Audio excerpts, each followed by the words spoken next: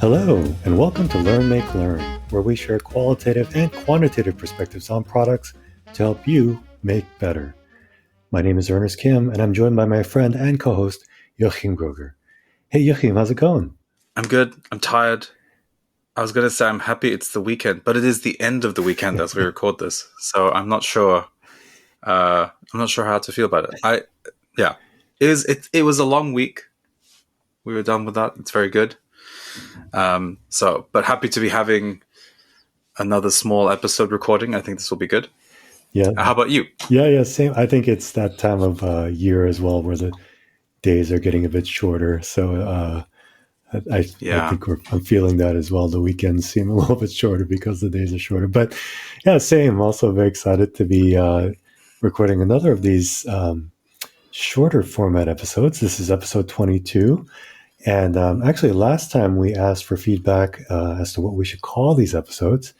And it looks like Off the Cuff has received the most listener support to date. So, JOACHIM, what do you think? Are you good to go with referring to these as Off the Cuff episodes?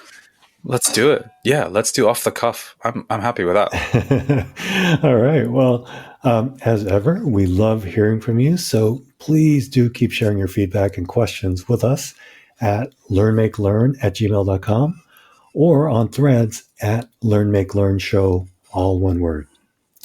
All right, now let's move on to our recommendations. JOACHIM, you want to get us started? I'm going to actually recommend a product. Hey. I'm going to recommend the Miele Complete C3 Kalima Powerline Vacuum Cleaner. It's an interesting device for many reasons. It's almost a throwback vacuum cleaner in many ways.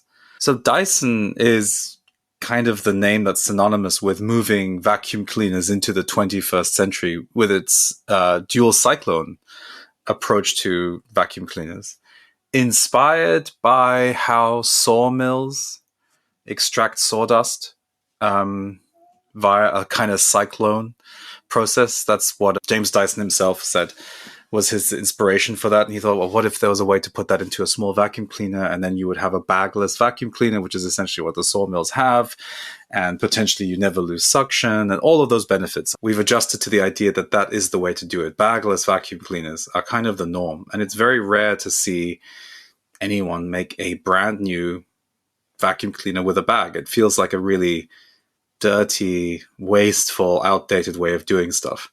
But we have owned cyclone-based Hoovers for a while.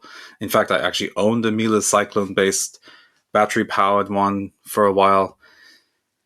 And they just all... they don't do a good job. We've had a Dyson, not battery-powered, mains-powered, and it was fine, but it would get quite dirty, and it was very finicky to keep clean.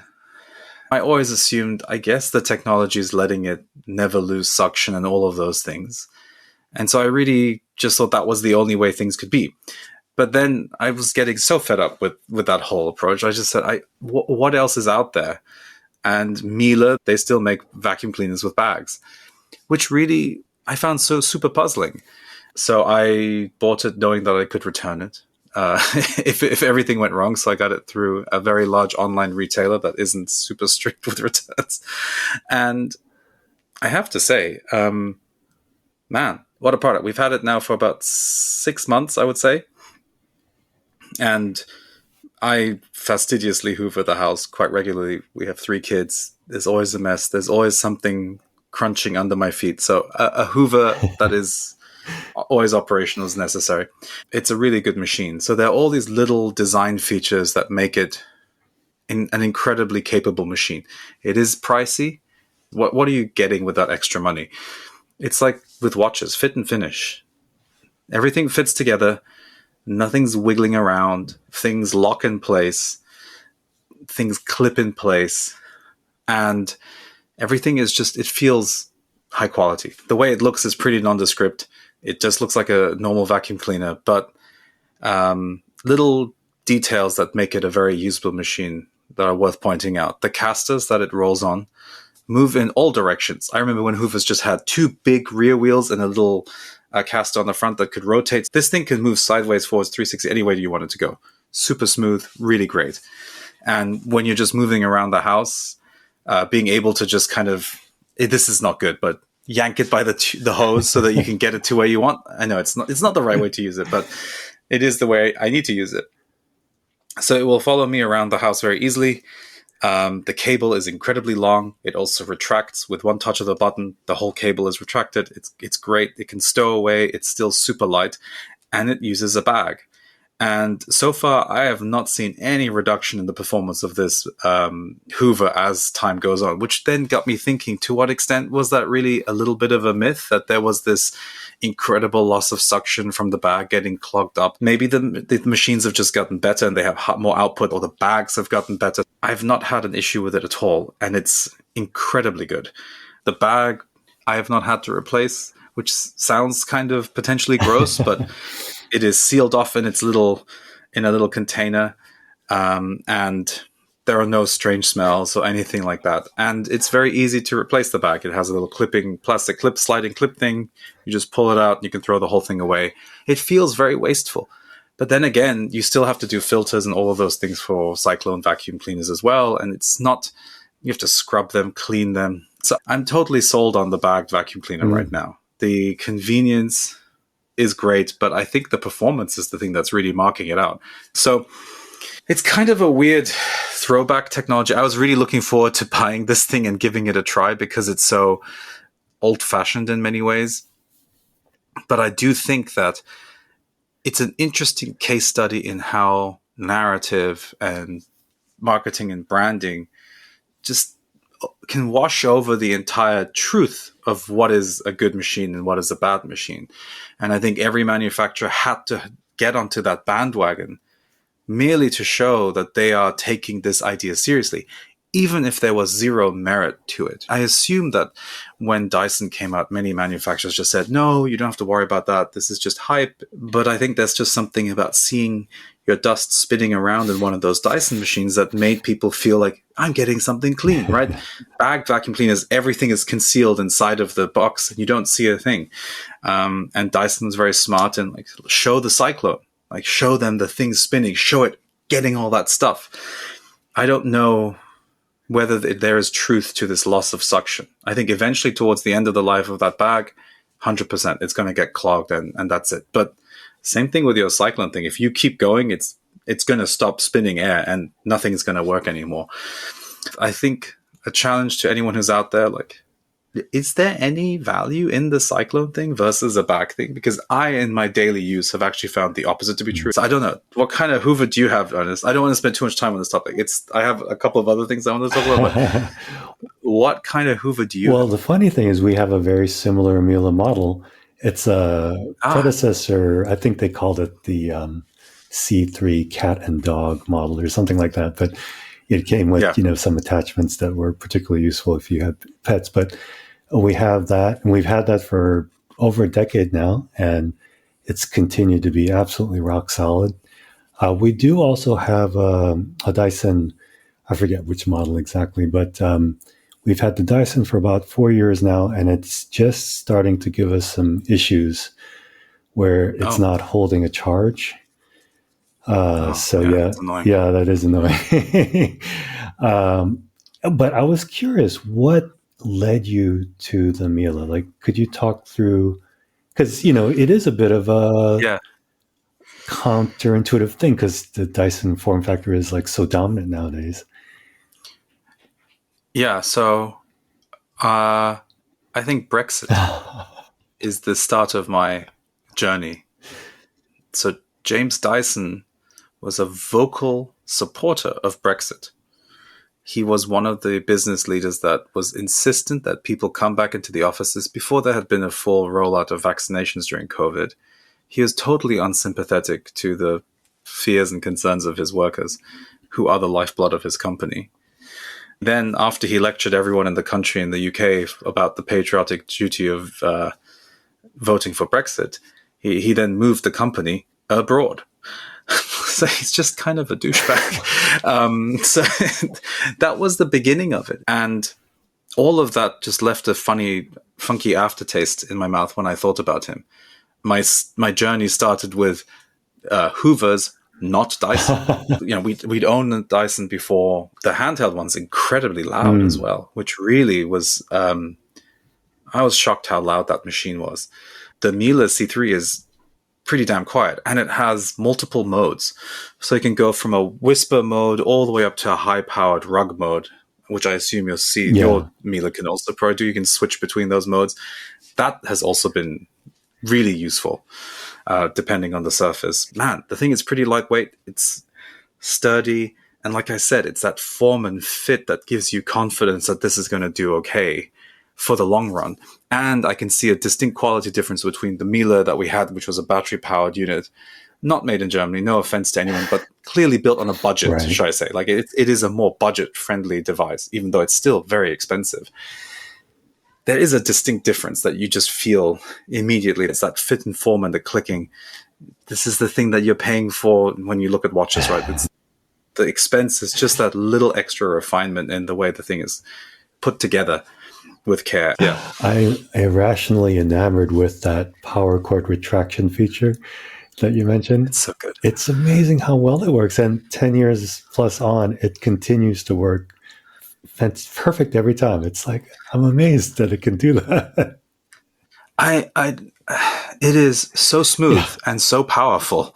It is one click and the entire cord retracts really fast. And it's just so wonderful. It's a very satisfying machine to be working with, to do such a very boring, tedious task that is no fun. Right. Having a machine that gives you a little bit of joy and pleasure during that is, I think, makes a huge difference. So the premium, yes, it is a premium machine, but you're using the damn thing every day. Why don't you get something that's actually worth enjoying, you know? I wonder how Miele has managed the transition in terms of, historically, there used to be vacuum stores. I don't know if this was the case in Europe, but in the US, there used to be stores, specialty vacuum stores, and those have, for the most part, gone away. So I wonder if that's been a challenge for Miele, because I imagine it must be difficult to sell someone on a, $800-900 plus vacuum without being able to try it out. Yeah. Did you buy yours online? I did. Yeah. I bought it online, but to be honest, Ernest, if I had lived in Portland, I might have gone to Stark's Vacuum Cleaners. Are they still around? That was a shop. That was like a shop, but I don't know if they're still around. I'm not sure if they do still exist or not. I'll double check.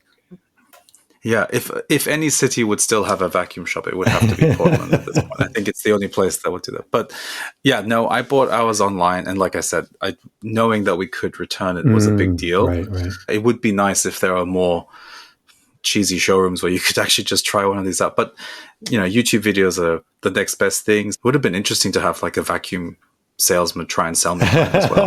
Yeah. I don't know that experience. It doesn't happen very often anymore, right? Yeah. So that's one of my quick recommendations. I'm happy to alternate to whatever you've got, Ernest, and we can bounce off of your stuff. Oh, sure. Yeah, I've got just one I wanted to share. Maybe it might lead to a related conversation, but the product it's also a physical product. It's from a company called Snow Peak that makes outdoor gear. It's a company that is based in Japan, but now it has international presence. And the specific product is their IGT line. But I'll just give you a little background in case anyone's not familiar with Snow Peak, because it is still somewhat under the radar brand. Snow Peak was founded in 1958 in Niigata Prefecture in Japan by a person named Yukio Yamai. And as the company tells it, Yukio returned to his hometown after serving in the military during World War II and found solace in climbing Mount Tanegawa, which is a really treacherous peak that's considered one of the 100 famous mountains of Japan. And as he wrote in his journal, quote, "We link our lives together by a single rope, and it gives us such a beautiful sense of trust in each other. It is such a pure thing. If we could capture the feeling and harness it for the good of society, certainly everything bad or evil would fall away," unquote. So, you can kind of get the sense from that climbing really changed his life and became really important to him. And he wanted more people to be able to experience it. But he found that the climbing gear that was available in Japan just wasn't good enough, at least, by his standards. And so basically, necessity became the mother of invention, and Snow Peak was born. And Snow Peak is quite different from most Western outdoor product brands in that they deliver products that allow for a type of camping that's much more common in Asia, which is sort of, I guess, what we would call like car camping or what's that called? Like deluxe camping. There's a term for it. I can't remember what it's called. Yeah, I Glamping? guess it's sort of more like A little glamping. bit? Yeah. But it's just kind of the more common style of camping that you would experience in Japan and South Korea as well. And so the products tend to be maybe, certainly not the sorts of things that you're going to go hike into anywhere with. They're really the sorts of thing that you would bring in your car. So just to give you some context on it. But their IGT system, IGT stands for Iron Grill Table. That kind of was the genesis of it. But fundamentally, it's a modular system. And that's why I wanted to share it, because it is really the antithesis of the minimum viable product concept, in that it's absolutely not the least common denominator solution in that it can actually seem very overwhelming at first. But what you get in exchange is that it can be incredibly powerful. So at its core, the IGT is just a frame for a table. So the core of it is this frame. It's mostly aluminum and some very robust nylon. And then you add on all these other elements, even the legs you add on. It doesn't come with the legs. And the reason for that is that means that you can get legs of different height. They offer, I think, 3 different heights, 3 or 4 even. And then within that frame, they have now, I believe they offer 2 different widths of frame. And the frames are made up of set unit widths. So the kind of most popular frame is a 3-unit frame. And then they sell all of these accessories that fit into the frame. And I know it's very difficult to picture just through words, so we'll share copious links in the show notes as well. But you can get a 1-unit bin that would fit into the frame. You could get a 2-unit burner. So, it would occupy 2 of those units. There are all kinds you can even get a sink that would occupy 1 of those units. You can have add-ons that you can use to extend the frame on its sides. You can even have frames of different heights attached to each other. So you can create these incredible setups that really are tailored exactly to your needs in terms of the size of your group, the type of cooking you're doing. But it's this really cool product that is at its core modular. That's really envisioned from its very genesis as a modular system. And I just love that it's this example of kind of the opposite of that MVP thinking that's so common these days in the digital space. And instead, it's how can we maximize value by spending a lot of time up front thinking about the many different use cases that our customers might need, and then building a system that is modular enough to accommodate that. And I just love that. And I think it is quite unusual. I'll maybe talk through some of the reasons why I think it is pretty unusual. There are some other examples though, like there's a bag brand that I really love based in Seattle, actually, called Tom Bean bags, BIHN. Again, we'll provide links in the show notes. And in their case, they designed their bags, again, around this fixed units of size. So you can get a bag and then pair it with their packing cubes that, you could get basically a 1 unit packing cube or two unit packing cube. And, their different bags will accommodate those different sizes of add-ons. And then in addition to packing cubes, they have all kinds of different accessories that you can use to extend the functionality of that core bag that you have. So Tom Bean is a great example. I think there's, other examples too, like for example, in the furniture space, Charles and Ray Eames, a lot of their furniture pieces and concepts were fundamentally modular. They even designed a modular house concept, which unfortunately I don't think was ever actually brought to manufacture, but it was a concept, it was a prefab modular house concept.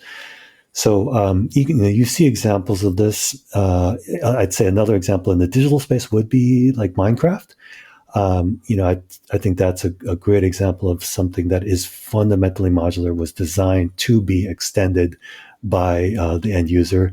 I wouldn't consider games like, for example, Fortnite that allow for in-game cosmetics. To me, that's not modular in that it's not really, cosmetics aren't really fundamentally changing the functionality of the overall system. They're almost more like stickers, which is why I think the label cosmetics is kind of an apt label for what they are. Mm-hmm. So I think things more in the vein of a Minecraft where you can fundamentally change the functionality of the system. That's kind of what I mean when I talk about modular. And to me, the IGT system from Snowpeak and also Tom Bean's bags are reflections of that in the physical space.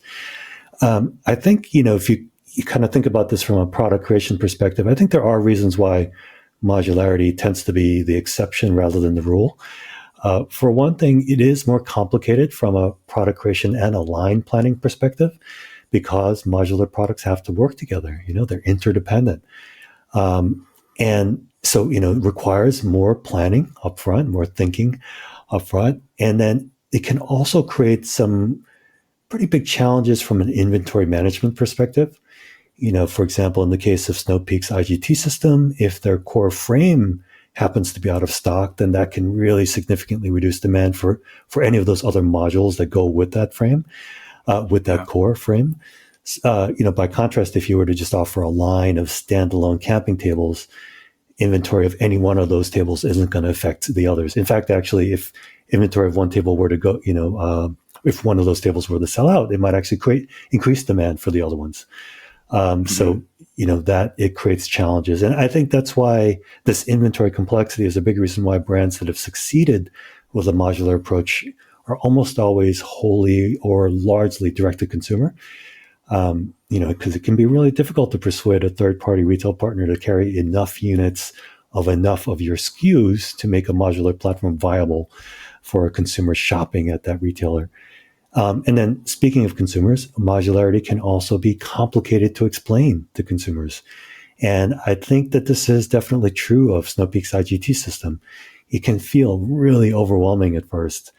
And the way Snowpeak has addressed this complexity is by creating really rich retail experiences, both in their stores, and they have this really innovative thing they called Camp Field, which are essentially campgrounds that they've created that allow you to experience their products, in the way that they're meant to be used, in the context in which they're meant to be used. And the same with the retail stores. If you, they don't have that many of them in the States, but if you have an opportunity to visit one, they're just so fantastic in that they have the gear set up so you can see them in context and see how you'd use them. And it really illustrates why Snowpeak's modular approach delivers more value than kind of typical standalone sort of product. And then one last, I'd say, kind of pro and con from a product creation perspective is that modularity creates hard constraints, because those jigsaw pieces have to fit together. And, that can impose design challenges. But as you, Joachim, have highlighted in previous episodes, constraints can also be a powerful catalyst for innovation. And I absolutely see that in the case of Snowpeak's IGT system. They've come up with all these ingenious add-ons to this core system. And I think that constraint has allowed them to be so much more innovative because if you're just creating a whole bunch of standalone products, you can be innovative, but it can be also, I don't know, very confusing. You end up with all these different products that have all their own unique value propositions. Whereas in the case of Snowpeak's IGT system, everything enhances the value proposition of that system. And I think that is fundamentally what makes a modular system so compelling and powerful, is that every product makes every other product in that system more valuable.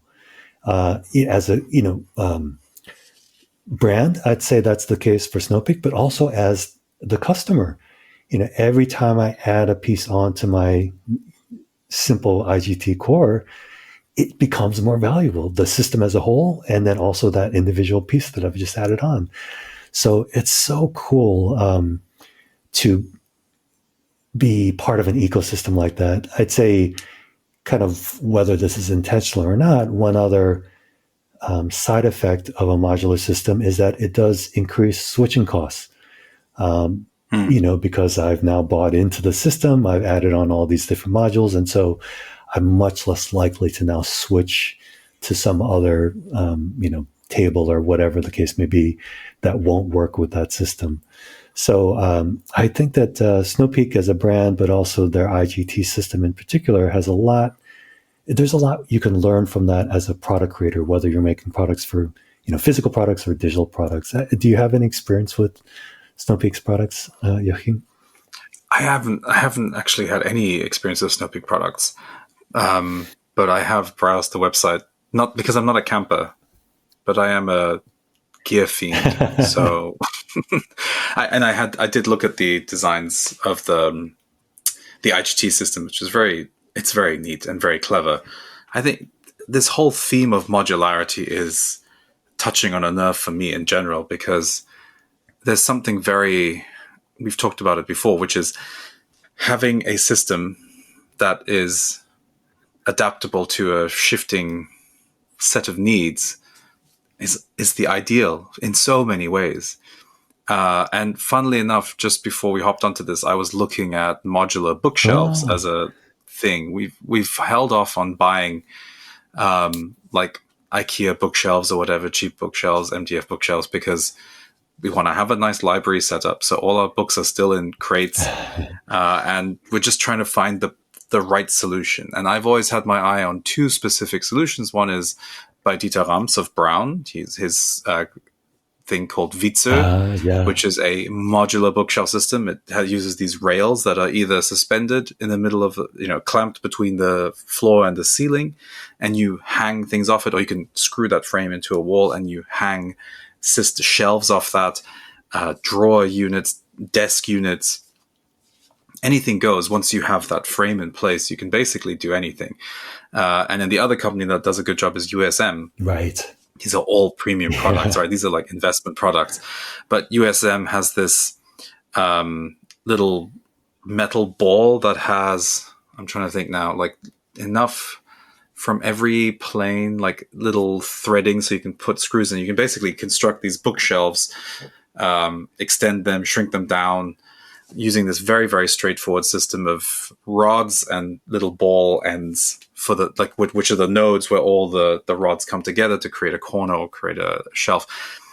And that's also a system that has doors, glass doors, blank pieces, desk things, pull-out units. Like, it's pretty limitless at that point. But what I think is also interesting about physical modular systems is that they are very legible, in the sense that if I wanted to make my own things, I could make my own attachments and modules for this system. So the USM thing, there's nothing stopping me from measuring the threading, figuring out what screws go in there. In fact, there is a second company that's out of Germany that has made a compatible system with the USM that is much cheaper, but only ships in Europe. I already looked. They're a fraction of the price. They make some of the stuff in the Czech Republic, but they don't use these cute little balls. They have more of a cube shape to them, but totally compatible with the USM system. That's the amazing thing about a physical modular system, is that it is so legible. So repairs, extending it yourself, you could conceivably get a piece 3D printed or made by someone if you want to keep something going. Because it's immediately visible how it works. It's not a mystery how the modules fit in. I think this is the same thing with the Snowpeak IGT. It's very clear. So you can make your own version of something if you really, really wanted to, yourself, or ask someone to help you do that. So like you said, there is lock-in.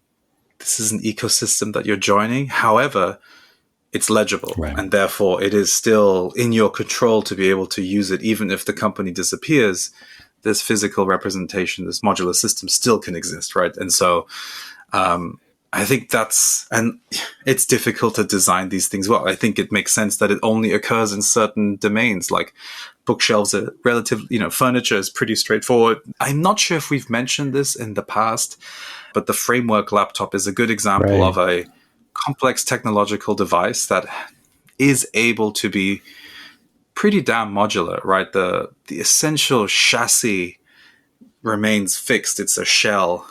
And inside of that, the components come in. So you can, remove the entire motherboard and upgrade the chipset and switch completely from anything that you want. Tiny modules for power, USB, external, drive systems, hard drives, whatever you need, hot swappable to a certain extent. Screens are replaceable.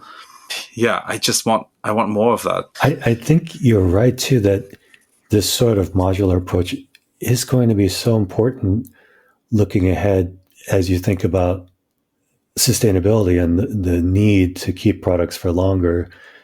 I think one great way to enable that is to create modular systems where you can add functionality or very easily repair parts that have failed.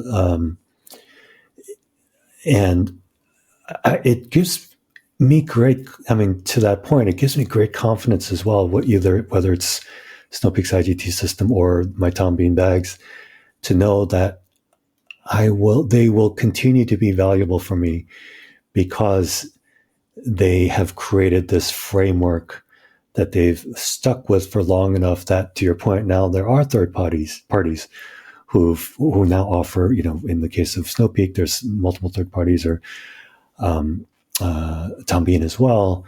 So that investment I've made will continue to have value. And actually, I'll be able to continue to grow the value of it over time because they've had the discipline to create this framework, establish this framework, and stick to it over time. I think it's so different from the approach that so many people take, especially in the digital space. But my hope is that it's something that more people in both the physical and digital domains will start to think about as we enter into this era where people don't have quite as much money to spend, and they want to stretch that a bit further. And to your point about USM being expensive, same with the Snowpeak IGT stuff. But at least on my part, I'm willing to make that investment because I have confidence that the value will be there for over time. It's not going to be this kind of throwaway thing where after a few years, like my Dyson vacuum, I'm probably there's nothing I can do with it once the battery stops working.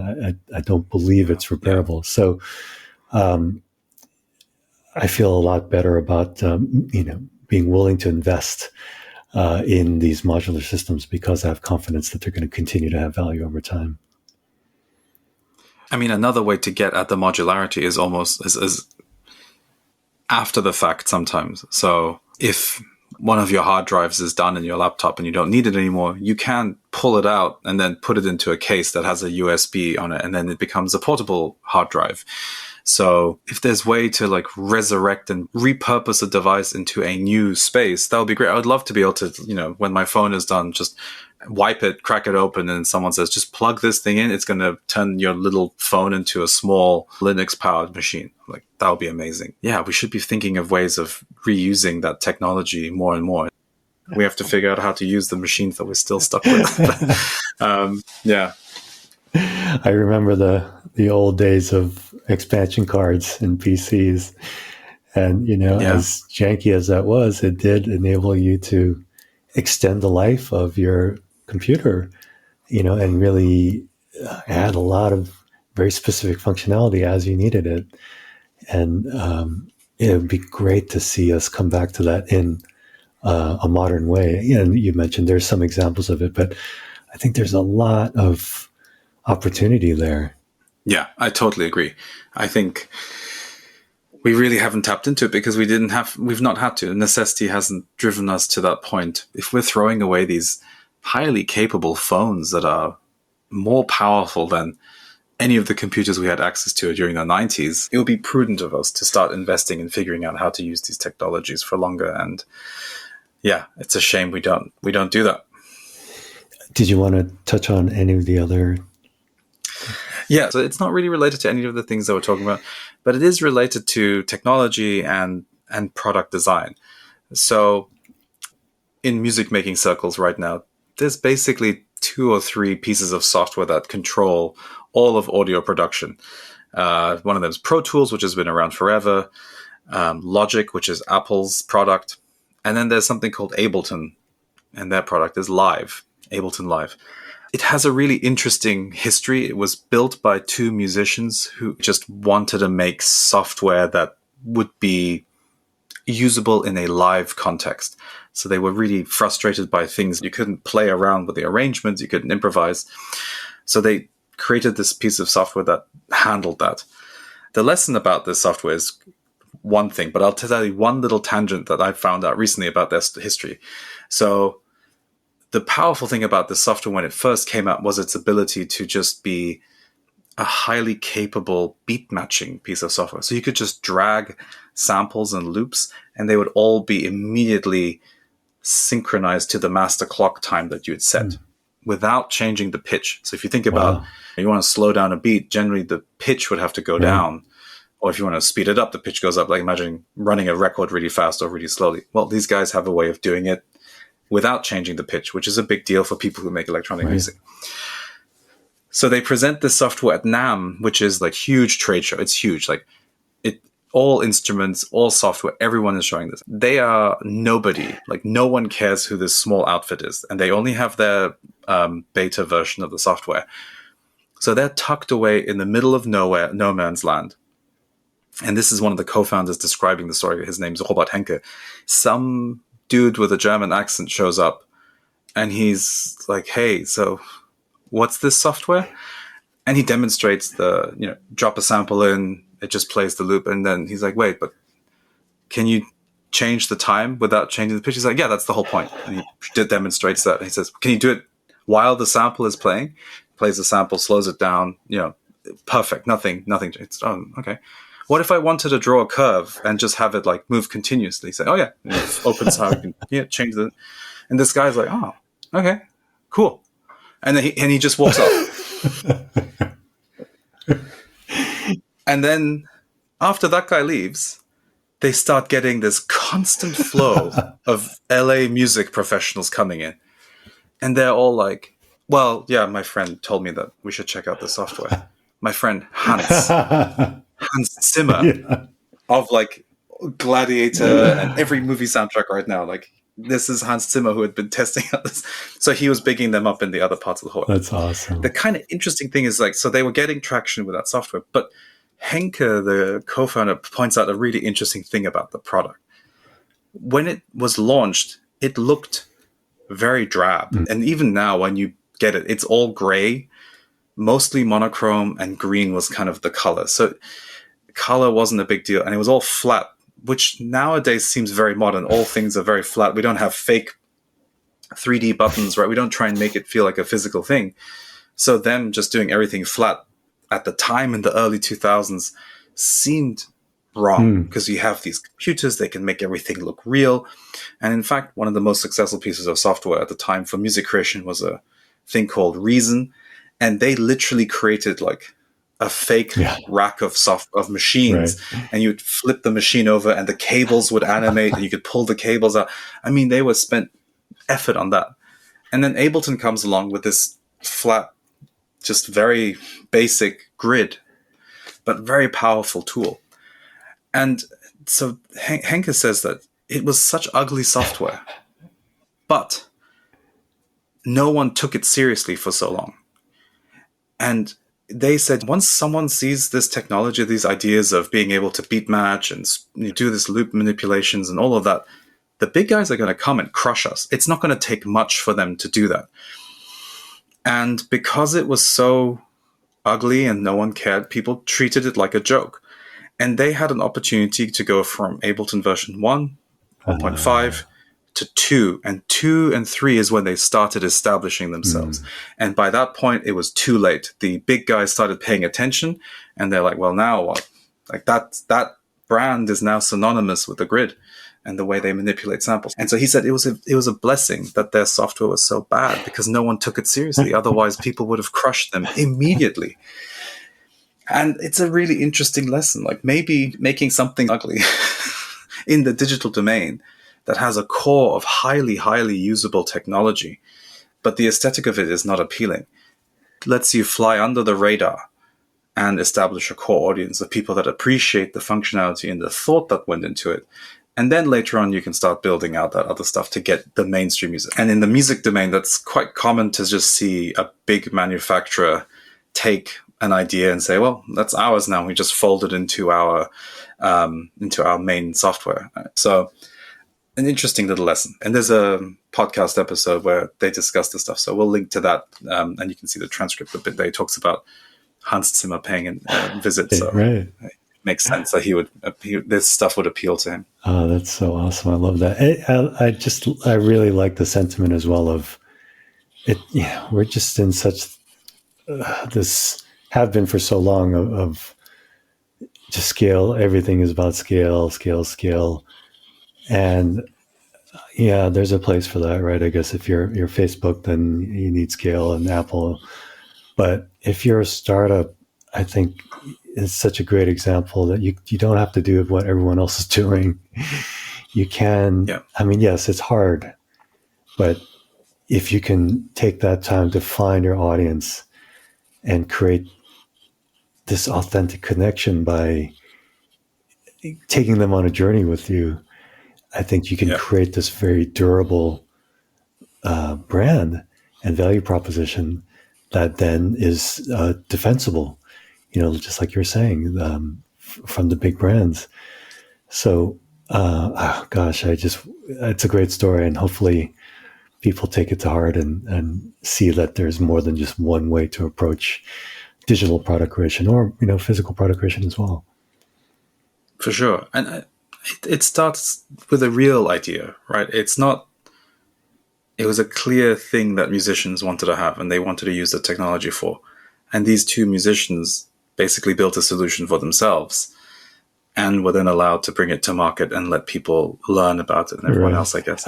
One last thing, I guess, is just to me, it's another illustration of the companies that I think tend to love most are the companies created by people who made the thing out of necessity. Like we've talked about a few examples. Snow Peak was the same, because they wanted something and it didn't exist, so they made it, and they really were passionate about it. And you see that come through, and that's why they're willing to stick with it and continue to iterate it. And, Nike came from that passion as well. Apple came from that as well. Yes. And I think that's the opportunity for small brands, because Apple today does, I'd say every day you see less and less of that, right? Like, is anybody at Apple actually using Siri? Because if they are, then I can't imagine how it could possibly be in the state it is if they're actually using it. So, you just get the sense every day that they're no longer a company of people who are passionate about using the things they make. So, that's the opportunity if you're a startup, is to build around that passion, and, eat your own dog food, is the expression, right?